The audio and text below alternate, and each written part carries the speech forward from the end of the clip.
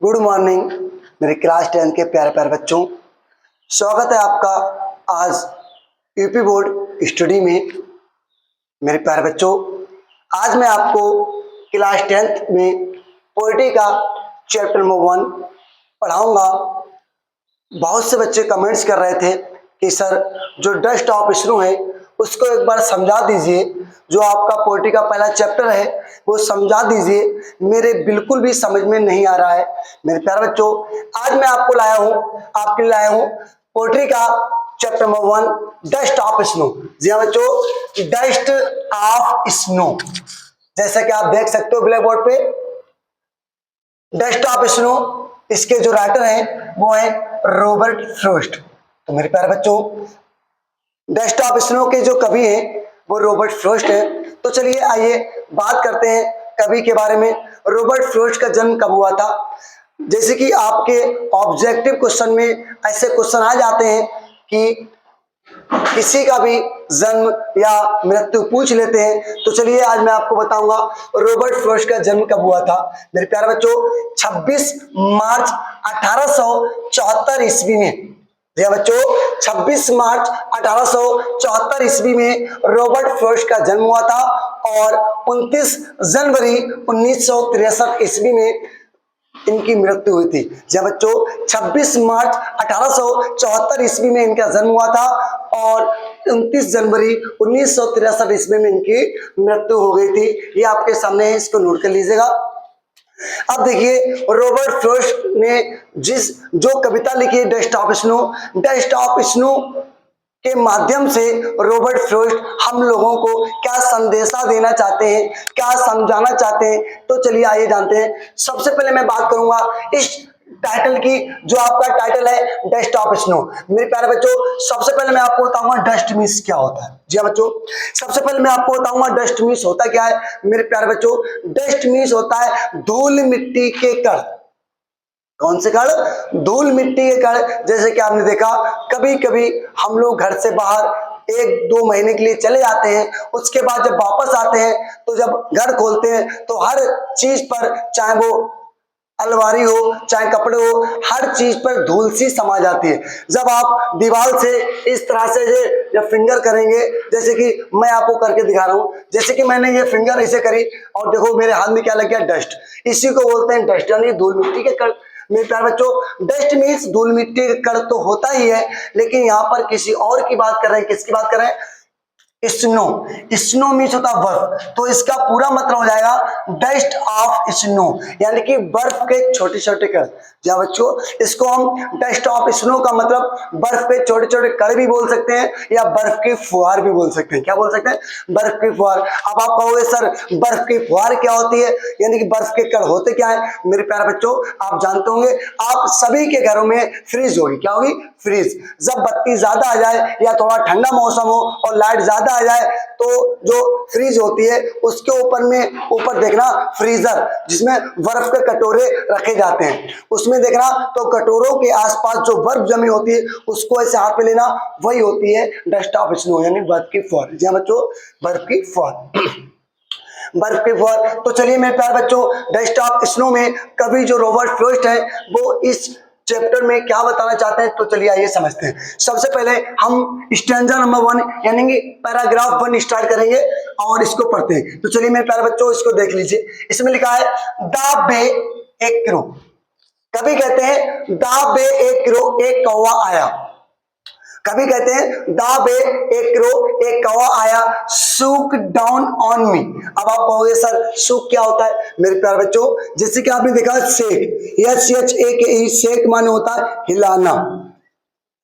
Shake means होता है हिलाना, और शेक की सेकंड फॉर्म होती है सूक और थर्ड फॉर्म होती है सेकंड।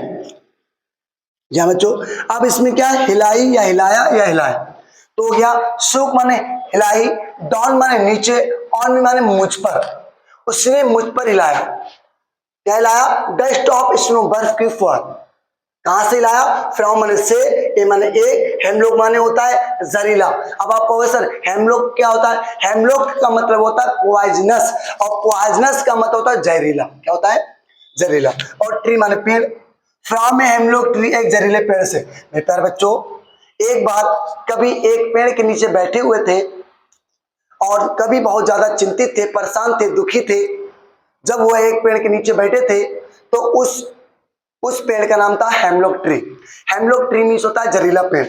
कुछ समय बाद उस पेड़ पर एक कौवा आ जाता है और कौवा उस पेड़ की टहनियों को हिलाने लगता है। हिलाने के बाद जो उस पे बर्फ की फुहार यानी बर्फ के कण जमे होते हैं वो कभी के ऊपर गिर जाते हैं। जी बच्चों, जब भी कहा गया, क्या कहा गया, द वे एक क्रो, एक कौवा आया, सोक डाउन ऑन मी, उसने मुझ पर हिलाया, द डस्ट ऑफ स्नो, बर्फ के छोटे छोटे कण, फ्रॉम ए हेमलॉक ट्री, एक जहरीले पेड़ से। कभी कहते हैं कि एक कौवा आया, उसने मुझ पर एक जहरीले पेड़ से बर्फ के कण को हिलाया। जी बच्चों, जैसा कि आप स्क्रीन पे देख सकते हो, ये आपका एक हेमलॉक ट्री है और उस पर ये कौवा बैठा है। और कौवा बैठने के बाद वह कौवा उन टहनियों को क्या करता है, हिलाता है। हिलाने के बाद वह जो डस्ट ऑफ स्नो होती है यानी बर्फ की फुहार होती है वो कभी के ऊपर गिर जाती है। आप स्क्रीन पर अच्छे से देख सकते हो। जी बच्चों, देख लिया। अब चलिए आगे बढ़ते हैं। इसके बाद जैसे ही कवि के ऊपर बर्फ की फुहार गिरती है, वो बहुत ज्यादा चिंतित था, दुखी था। तो वह एकदम पीछे मुड़ के देखता, कहता कौन है, गुस्से में बोलता कौन है। क्यों? क्योंकि मेरे प्यारे बच्चों, जब आप गुस्से में होंगे और बहुत ज्यादा गुस्से में होंगे तो यदि आपसे कहा बेटा ये ले लो, बेटा वो ले लो, बेटा ऐसा मत करो, बेटा बेटा वैसा मत करो, बेटा ये ले लो, बेटा ये खा लो, तो आपको बहुत ज्यादा चिड़चिड़ाहट सी होगी। चलो हटो हटो हटो, मैं नहीं लूंगा, जाओ यहाँ से, मैं नहीं लूंगा, ऐसा आपको फीलिंग आएगी। तो उसी प्रकार से कभी बहुत ज्यादा दुखी था तो वह एकदम क्रोधित होकर देखता है कि कौन है। जैसे ही कभी पीछे देखता है तो क्या होता है सुनिए, आगे सेकंड स्टेंजा में कभी कहता है has given my heart, has given my heart A change of mood, has given my heart A change of mood, मेरा हृदय खुशी से भर गया और मेरा मूड एकदम बदल गया। जब बच्चों जैसे कभी उस पेड़ की ओर देखता है तो उसका मूड एकदम बदल जाता है और उसका जो हृदय होता है वो खुशी से भर जाता है और मूड एकदम बदल जाता है। अब आगे देखो, और क्या कहता है, कभी कहता है एंड माने और, सेव्ड माने बच गया। कभी कहता है एंड माने और, सेव्ड माने बच गया, सम पार्ट कुछ हिस्सा, और कभी कहता है और कुछ हिस्सा बच गया। किसका हिस्सा? ऑफ ए डे, एक दिन का। कभी कहता है and saved some part of a day, और एक दिन का कुछ हिस्सा बर्बाद होने से बच गया। आई हैड रीड, वरना मुझे पछताना पड़ता। कभी कहता मैं तो बच गया, ये जहरीला पेड़ है, मुझे तो कुछ भी हो सकता था। तो इसीलिए जैसे वो देखता है वो कहता मेरा जीवन बच गया और मेरा दिन का कुछ हिस्सा बर्बाद होने से बच गया। तो इसीलिए वो बहुत प्रसन्न हो जाता है। तो मेरे प्यारे बच्चों, यहाँ पर एक मीनिंग दिया रोइड। रोइड माने क्या होता है मेरे प्यारे बच्चों? रोइड माने होता है पछताना। क्या होता है? रोइड माने होता है पछताना। तो सिंपल सी बात है, ये आपका बहुत अच्छा सा पैराग्राफ है। तो चलिए दो पैराग्राफ है, दोनों एक बार पढ़ लो। कभी कहता है कि दाबे एक रो, एक कौवा आया, सुक डाउन ऑन मी, उसने मुझ पर हिलाया, द डस्ट ऑफ स्नो, बर्फ के छोटे छोटे कण, फ्रॉम ए हेमलॉक ट्री, एक जहरीले पेड़ से। कभी कहता है कि एक कौवा आया, उसने मुझ पर एक जहरीले पेड़ से छोटे छोटे कण हिलाए। और कहता है, और उसके बाद क्या कहता है कि has given my heart A change of mood, और मेरा हृदय खुशी से भर जाता है और मेरा मूड एकदम बदल जाता है। And saved some part of a day, और एक दिन का कुछ हिस्सा बर्बाद होने से बच गया। आई हैड रीड, वरना मुझे पछताना पड़ता। प्यारे बच्चों, ये आपका पहला चैप्टर था डस्ट ऑफ स्नो। सिंपल सी बात है, आपको एक एक चैप्टर अच्छे दिखाया जाएगा। चलिए मैं आपसे एक क्वेश्चन पूछता हूँ, अगर आपके मन में एक क्वेश्चन आ रहा हो कि सर ये हेमलॉक ट्री होता क्या है, ये पेड़ है लेकिन होता कैसा? मेरे प्यारे बच्चों, हेमलॉक ट्री 14 से 15 फुट लंबा होता है और इसमें जो इसकी जो लीव्स होती है, पत्तियां, वो ग्रीन होती हैं यानी कि हरी, और इसके जो फूल होते हैं वो वाइट होते हैं। जहाँ बच्चों हेमलॉक ट्री के जो फूल होते हैं वो सफेद होते हैं और उसकी पत्तियां जो होती हैं हरी होती है। ये 14 से 15 फुट लंबा होता है। अब आपके मन में एक क्वेश्चन और आ रहा होगा कि सर जी हेमलॉक ट्री कहाँ पर पाया जाता है?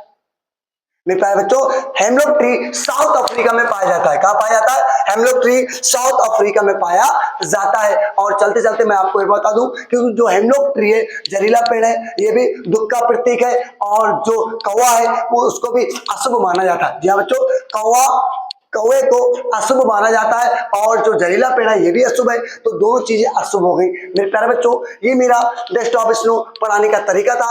यदि आपको पसंद आया हो तो इसको लाइक करें, सब्सक्राइब करें एंड शेयर करें। मेरे प्यारे बच्चों, अभी तक जो मेरे चैनल पे नए बच्चे हैं वो तुरंत पहले सब्सक्राइब करें और बेल आइकन की घंटी दबाएं ताकि हर आने वाली वीडियो आप तक पहुंच सके। चलिए अब मिलते हैं आपसे नए वीडियो में। जय हिंद, जय भारत।